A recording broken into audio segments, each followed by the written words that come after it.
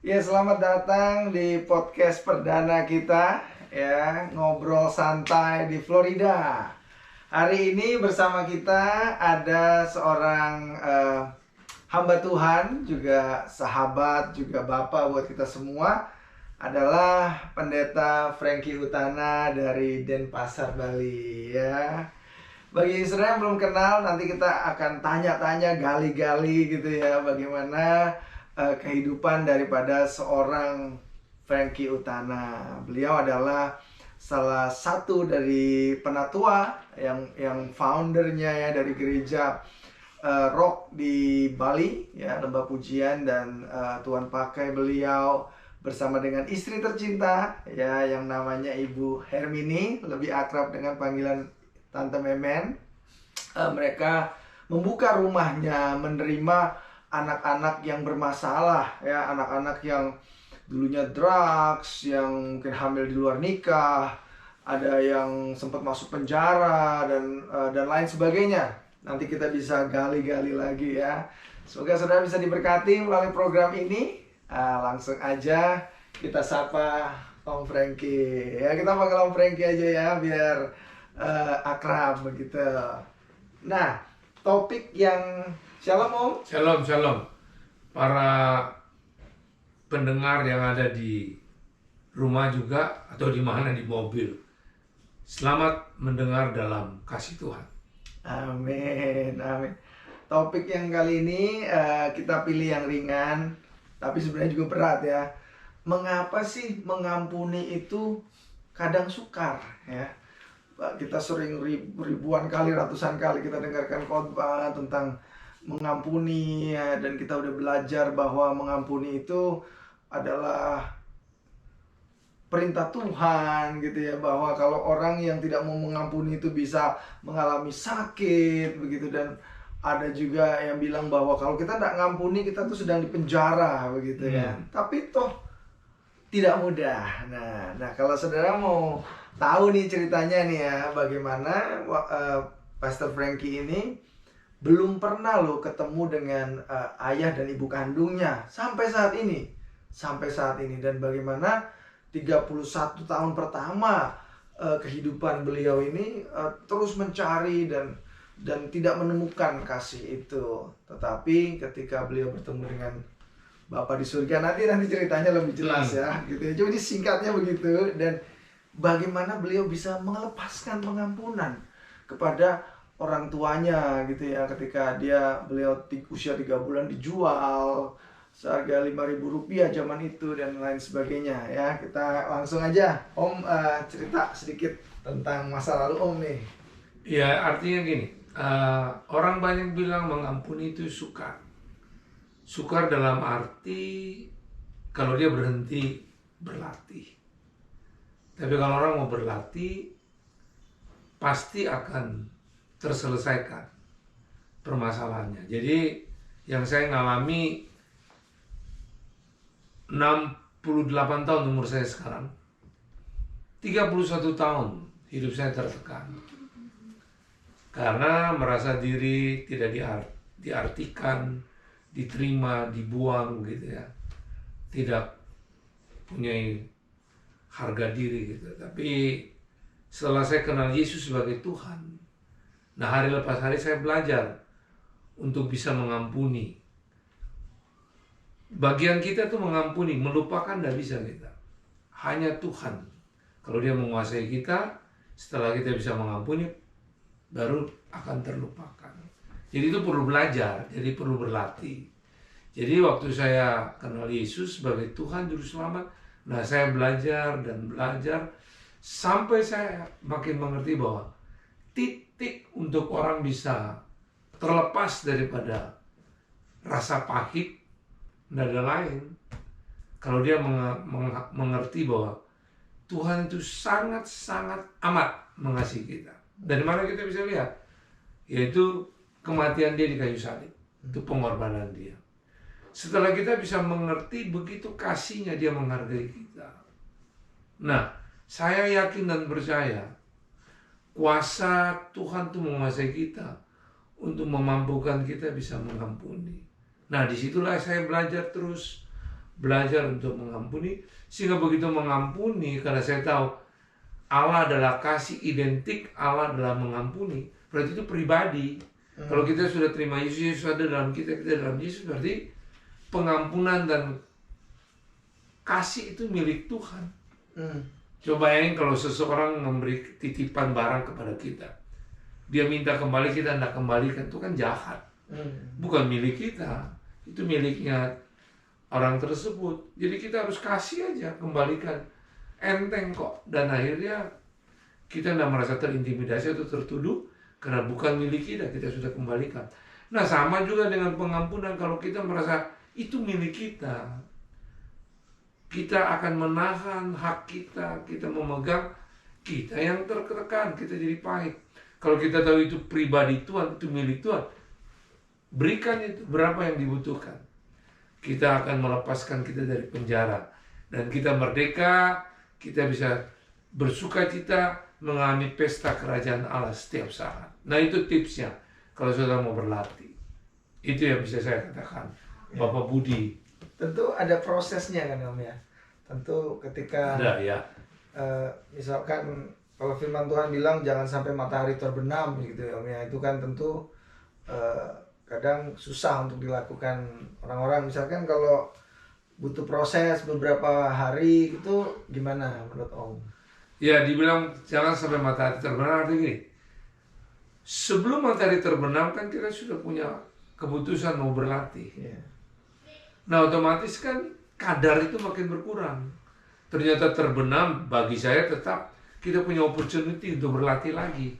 Karena Tuhan melihat niat hati kita, bahwa kita ini sebagai anak masih bisa buat kesalahan, tapi dia kan mengarahkan kita. Jadi matahari terbenam pun bisa ada kesempatan kita lakukan. Nah, seberapa yang kita bisa lakukan itu kita lakukan. Kalau memang kita kaku dalam ayat itu, seolah hanya satu hari itu selesai kesempatan. Berarti saya pun sampai hari ini sudah tidak hidup-hidup, mungkin sudah berada ke tempat yang tidak berkenan, begitulah. Cuma saya punya keyakinan itulah kasih dan kebaikan Tuhan. Dia selalu tidak pernah memberikan satu tanda titik untuk hal-hal yang kita mau berubah. Selalu koma. Dan kita bersama Roh Kudus pasti kita akan mampu melakukan itu. Amin, amin. Itu cukup berat ya, cukup berat ya. Tapi bersama Tuhan Yesus kita bisa, begitu ya. Amin. Saya ingat Om Franky pernah berkata gini, kalau orang yang tidak mau mengampuni, tidak mau memutuskan untuk melepaskan pengampunan, berarti dia belum menerima Kristus, begitu. Bahwa dia ini belum betul-betul bertobat gitu ya Om ya. Itu gimana Om penjelasannya? Ya, karena Yesus itu salah satu karakter dia. Itu adalah pribadi dia. Yaitu dia mengasihi kita bukan waktu kita lagi berbuat baik. Bukan karena kita taat. Ketika kita sedang berdosa, dia itu mengasihi kita. Artinya dia benci perbuatan dosa kita, tapi dia mengasihi pribadi kita. Jadi kalau kita sudah terima dia sebagai Tuhan, itu gaya hidupnya dia.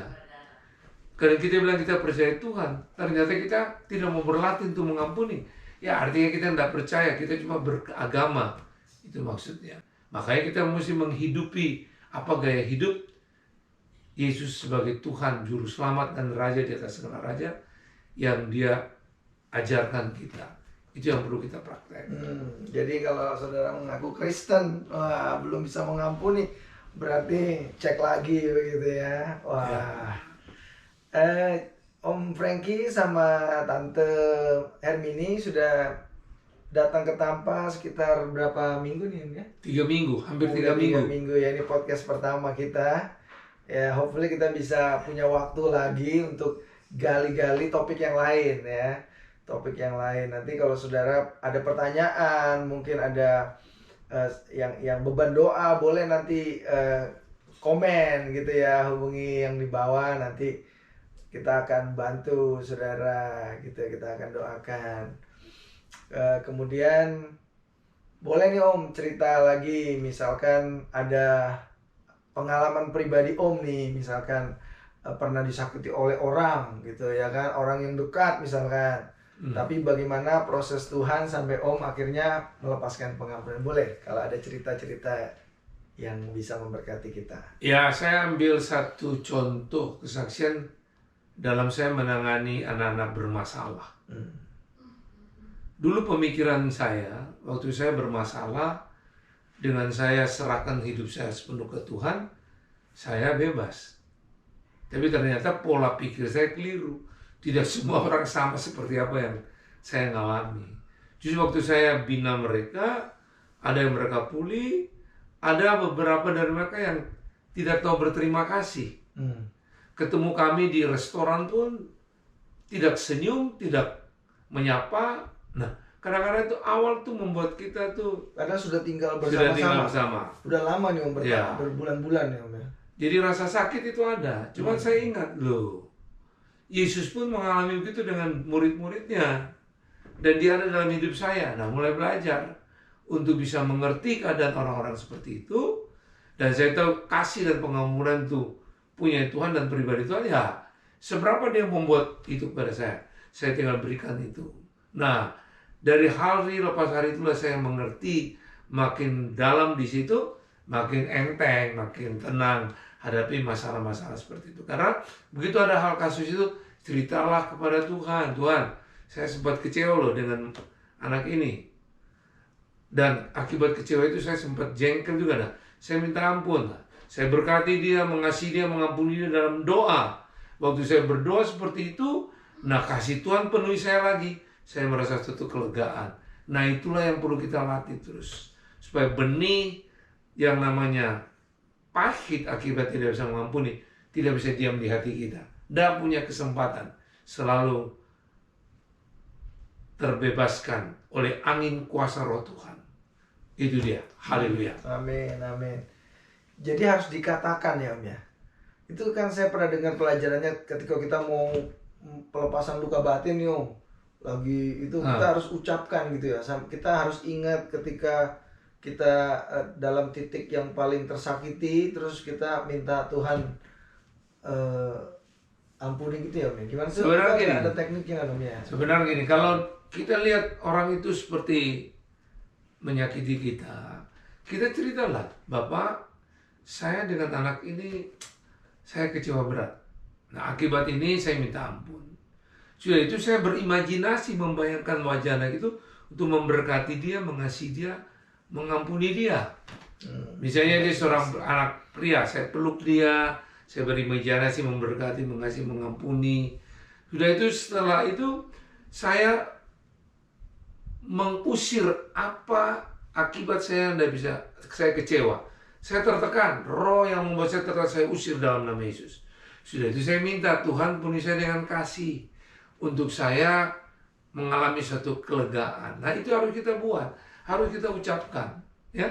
Dan itu powerful, saudara bisa berlatih. Karena itu prinsip hidup saya sampai hari ini. Detik ini pun saya menghadapi jemaat, orang-orang yang buat seperti itu, saya pasti ceritakan kepada Tuhan, saya lakukan itu lagi, sehingga benih itu tidak sempat berdiam dan apalagi bertumbuh, apalagi berbuah, tidak akan terjadi. Wow.